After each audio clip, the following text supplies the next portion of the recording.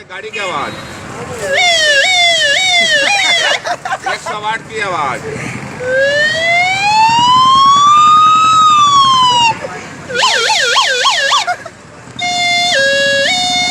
Ambulance, एक कुत्ते की आवाज, जो कुत्ते के पत्थर मारते हैं।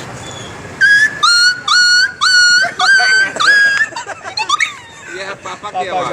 पापा का बोला पापा। ए पापा, आवा, आवा आवा, पापा आवा। जब पापा बीच रास्ता पे गाड़ी रोक के घर पे जाता तो बेटा क्या बोलता मम्मी से?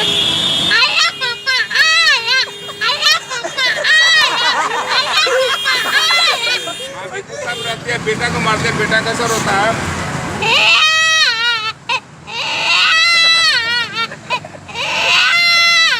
बेटा को रोते समय पापा चले जाता है, बेटा रोना बंद करता, पापा को किस तरह बताता है?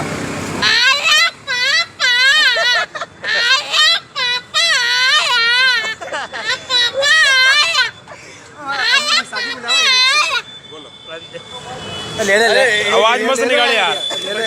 ये ले लो पापा वाला। आवो, पापा, आवो। ओ मम्मी पापा आ गया है।